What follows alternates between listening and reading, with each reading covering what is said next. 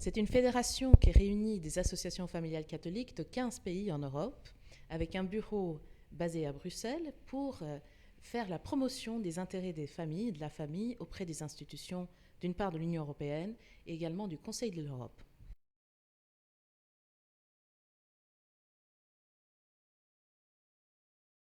Cette charte permet de mettre en valeur la valeur qui est la famille et de montrer que cette entité a bien des droits qui lui sont spécifiques, notamment le droit de vivre en famille, d'être protégé par la société, par l'État, ce que reconnaissent par ailleurs des textes tels la Déclaration universelle des droits de l'homme, l'article 16, ou bien l'article 16 de la Charte sociale européenne.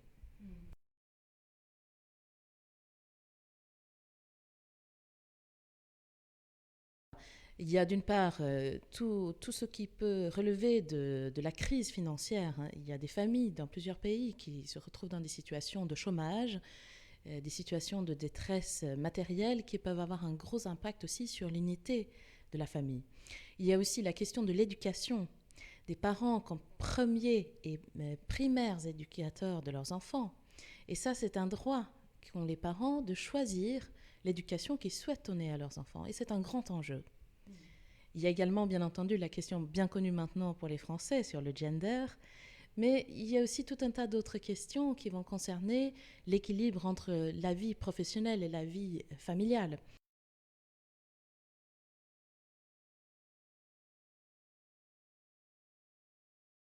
La première chose, c'est d'aller voter. Car nous pouvons essayer par un travail d'influence ou un travail de lobbying, mot mal aimé par les Français, mais qui se traduit peut-être mieux dans la langue anglaise, mais nous pouvons essayer d'influencer les décisions des institutions. Encore faut-il que dans ces institutions, il y ait des majorités qui soient à l'écoute de ces questions qui concernent la famille. Et c'est donc à la fois un droit d'aller voter, mais c'est également un devoir pour tous les pères et mères de famille et les enfants majeurs de prendre part aux élections en allant voter pour un candidat. Et aussi interpeller les candidats pour leur demander ce qu'ils souhaitent faire pour aider les familles, pour promouvoir les familles, pour écouter les familles et prendre en compte leurs besoins.